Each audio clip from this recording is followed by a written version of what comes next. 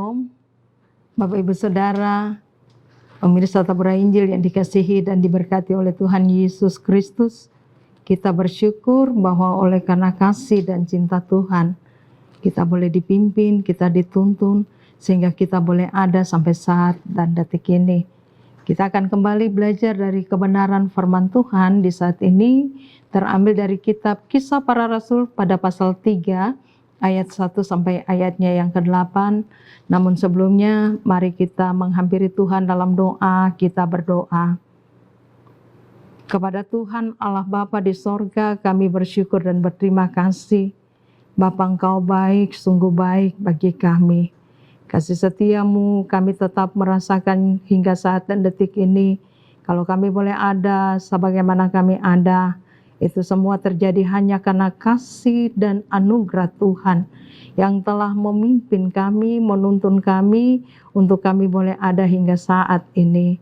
Kembali kami dalam satu persekutuan sebagai anak-anak Tuhan lewat YouTube Klasis Yapen Selatan dalam acara siaran Tabura Injil.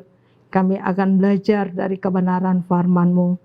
Kami mohon pimpinan, campur tangan Tuhan, hikmat-Mu menuntun kami semua, supaya setiap kami dapat mengerti dan memahami apa maksud Tuhan bagi kami.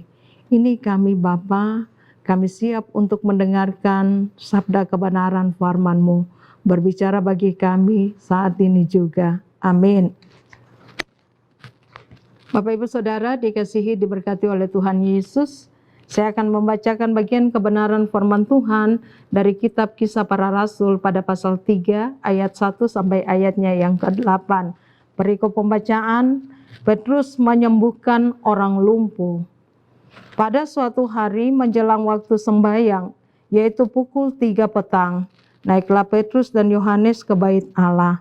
Di situ ada seorang laki-laki yang lumpuh sejak lahirnya, sehingga ia harus diusung. Tiap-tiap hari orang itu diletakkan dekat pintu gerbang bait Allah yang bernama Gerbang Indah untuk meminta sedekah kepada orang yang masuk ke dalam bait Allah. Ketika orang itu melihat bahwa Petrus dan Yohanes hendak masuk ke bait Allah, ia meminta sedekah. Mereka menatap dia dan Petrus berkata, "Lihatlah kepada kami."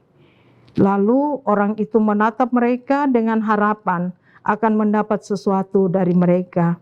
Tetapi Petrus berkata, "Emas dan perak tidak ada padaku, tetapi apa yang kupunyai kuberikan kepadamu. Demi nama Yesus Kristus orang Nazaret itu, berjalanlah."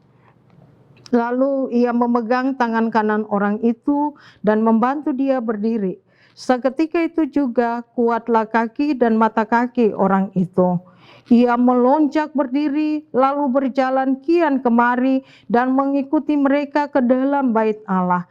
Berjalan dan melompat-lompat serta memuji Allah. Demikianlah bunyi firman Tuhan bagi kita semua di saat ini. Pemirsa Tabura Injil yang dikasihi oleh Tuhan Yesus Kristus, kebenaran firman Tuhan yang telah dibaca ini, kita akan merenungkan dengan tema yaitu kesembuhan dalam nama Yesus. Kesembuhan dalam nama Yesus. Bapak Ibu Saudara, pemirsa Tabura Injil dikasihi oleh Tuhan. Sembuh dari sakit merupakan harapan, merupakan kerinduan bahkan kebutuhan setiap orang yang sakit. Apapun sakit yang dihadapi, entah karena malaria, asam lambung, stroke, dan lain sebagainya. Apalagi membayangkan mereka yang terpapar karena corona, betapa menderitanya. Sebab dalam sakit yang dihadapi, ia menjadi sendiri, menjadi terpisah dari keluarga atau orang-orang terdekat. Sebab ia harus ada di ruang isolasi, baik di rumah ataupun juga di rumah sakit. Sehingga dalam sakit yang dihadapi, kesembuhan adalah hal yang sangat paling penting dalam hidupnya. Kesembuhan merupakan hal yang sangat paling diharapkan, hal yang begitu dirindukan serta dibutuhkan. Dan dalam bacaan firman Tuhan ini juga memperlihatkan kepada kita semua bagaimana perjuangan dari si lumpuh dalam kesehariannya. ia lumpuh sejak lahir sampai dewasa. Karena itu Lukas dalam suratnya di Kisah pasal 3 ayat 2 menulis begini, bahwa ada seorang laki-laki yang lumpuh sejak lahirnya. Artinya sekarang si lumpuh ini juga sudah bukan anak-anak lagi. Dan membayangkan bahwa untuk kepenuhan hidup hari-hari, untuk makan ataupun juga untuk mengisi perutnya, maka dia diletakkan di depan pintu gerbang bait Allah. Tempat yang strategis, karena saya percaya bahwa orang-orang yang masuk dalam bait Allah adalah orang-orang yang pasti sangat bermurah hati. Dan itu juga yang mungkin menjadi konsep berpikir dari si lumpuh, ataupun juga mungkin keluarganya atau siapa saja yang pada saat itu mengangkat dia dan membawa dia, taruh dia di depan pintu bait Allah itu sendiri. Tiap-tiap hari ia diletakkan di depan pintu gerbang indah bait Allah. Ya Bapak Ibu Saudara, pemirsa tabur Injil yang dikasihi oleh Tuhan Yesus Kristus. Si lumpuh dalam ketidakberdayaannya, sebab anggota tubuhnya, yakni kakinya yang tak berdaya, membuat dia hidup sebagai peminta-minta. Ya hidup sebagai pengemis, ya hidup dari rasa belas kasih orang lain. Dan dalam belas kasihan itulah dia bisa minum, bisa makan, dan juga bisa pakai. Mungkin awalnya pasti dia merasa malu dan juga mungkin terhina. Tapi lama-kelamaan hal ini menjadi hal yang biasa. Dia tidak menghiraukan lagi pendapat orang tentang dirinya. Yang penting bagaimana dia bisa makan, ataupun dapat mengisi perutnya dari hasil meminta-minta tadi. Dan kali ini si lumpuh bertemu dengan Petrus dan Yohanes yang datang berdoa di bait Allah. Seperti pada orang lain, si lumpuh juga mengharapkan ada sedekah dari Petrus dan Yohanes. Apalagi saat mereka masuk, mereka kemudian menatap dia. Dan dalam tatapan itu Petrus juga berkata bahwa lihatlah pada kami. Nah, hal ini tentu memberikan sukacita bagi si lumpuh, karena Petrus telah bangun suatu percakapan atau sebuah percakapan dengan dia, dan pasti si lumpuh sangat percaya betul bahwa kali ini dia akan dapat sedekah yang lebih dari yang biasanya ia dapat, karena sepertinya kedua orang ini adalah orang yang sangat-sangat bermurah hati. Mungkin orang-orang lain sebelumnya selalu datang dengan terpaksa atau hanya memberikan tanpa memandang dia seperti apa. Tapi kali ini dengan percakapan yang ada, membuat si lumpuh ini sangat-sangat percaya bahwa kedua orang ini sangat berbeda. Dan mereka pasti orang yang sangat bermurah hati, dan pasti dia akan dapat sedekah yang lebih. Tapi apa yang terjadi Bapak Ibu Saudara dikasih oleh Tuhan? Dalam kitab Kisah Para Rasul tadi dikatakan bahwa Petrus kemudian berkata kepada si lumpuh ini bahwa emas dan perak tidak ada padaku. Ya, mungkin sekilas saja ada perasaan sedikit kecewa. Tapi akhirnya ada kata lanjutan dari Petrus. Petrus berkata bahwa tetapi apa yang kupunyai kuberikan kepadamu. Demi nama Yesus orang Nazaret itu berjalanlah. Demi nama Yesus orang Nazaret itu berjalanlah. Kemudian Petrus memegang tangan kanan orang itu, membantu dia berdiri, dan seketika itu juga kuatlah kaki dan mata kaki dari orang itu. Pemirsa Tabur Injil dikasihi oleh Tuhan Yesus. Pengalaman si lumpuh ini mau mengingatkan kepada kita semua bahwa memang sesungguhnya dalam menjalani hidup ini kita dihadapi dengan berbagai macam pergumulan hidup. Si lumpuh punya pergumulan dari sejak lahir sampai dewasa. Dia tidak berjalan. Dan pada saat ini saya dan Bapak Ibu Saudara kita juga punya pergumulan yang berbeda-beda. Ya, mungkin ada di antara kita yang bergumul sehingga membuat ia mengalami ketertekanan dalam hidup. Ya, Bapak Ibu Saudara yang dikasihi oleh Tuhan. Mungkin ada yang bergumul karena masalah keuangan, ada yang bergumul masalah pekerjaan, ada yang bergumul untuk bagaimana bisa dapat jodoh, Tapi ada juga yang bergumul karena belum punya anak. Bahkan mungkin ada juga yang bergumul karena dengan memiliki anak yang banyak ini sebuah beban atau suatu beban yang dialami, apalagi di tengah-tengah situasi pandemi corona saat ini. Ada juga yang bergumul, Bapak Ibu Saudara, karena ia mengalami kesakitan atau orang-orang terkasih ada dalam keadaan yang sakit. Dan tentu pergumulan-pergumulan ini sangat menekan setiap orang yang ada di dalam beban ataupun pergumulan itu. Tapi dari pelajaran ataupun pembacaan firman Tuhan saat ini, akhirnya kita boleh belajar bahwa hanya dalam nama Yesus, hanya dalam kuasa Yesus saja, segala beban pergumulan itu pasti akan dilepaskan. Si lumpuh yang bergumul dari sejak lahir, ia ada dalam pergumulan yang berat, yaitu mengalami kelumpuhan sampai ia menjadi seorang laki-laki, seorang yang sudah besar, seorang yang sudah dewasa. Dan pada saat itu akhirnya ia boleh pulih dari sakitnya. Mengingatkan kita bagaimana kita juga mau datang kepada Tuhan. Kita datang kepada Tuhan, kita bawa seluruh beban pergumulan kita.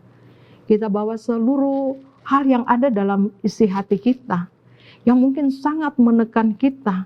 Karena dari dalam setiap beban pergumulan, tidak selamanya kita akan dapat dukungan dari orang-orang yang selama ini kita kasihi atau mengasihi kita atau yang kita percayai, ya. Biasanya yang terjadi ketika kita ada dalam beban, dalam penderitaan, dalam pergumulan, orang-orang dekat kita juga bisa menjauh dari kita. Tapi tangan Tuhan tidak akan pernah tertutup. Oleh sebab itu tangan Tuhan selalu terbuka, sehingga dalam beban pergumulan yang kita hadapi, mari kita mau datang kepada Tuhan. Karena hanya dalam nama Yesus, dalam namanya saja, pasti ada jalan keluar. Dengan percaya tetap kepada Tuhan Yesus, pasti setiap beban pergumulan kita akan diangkat. Kita akan dibebaskan, sama seperti si lumpuh dalam bacaan firman Tuhan tadi. Tapi akhirnya kita pun juga mau belajar dari si lumpuh. Ketika ia dipulihkan oleh Tuhan, ia tidak menjadi pribadi yang lupa diri. Dikatakan di ayat 8 tadi, ia melonjak-lonjak dalam kebahagiaannya, dalam kegirangannya, dalam sukacitanya. Ia melonjak, ia melompat sambil memuji-muji Tuhan. Kiranya dalam gumul kita, ketika kita ditolong oleh Tuhan, ketika segala beban penderitaan kita diangkat oleh Tuhan, kita dilepaskan oleh Tuhan, memampukan kita menjadi pribadi yang mau memuji-muji Tuhan. Karena itulah yang dikehendaki oleh Tuhan. Tuhan Yesus menyertai memberkati kita dalam setiap kehidupan kita. Amin.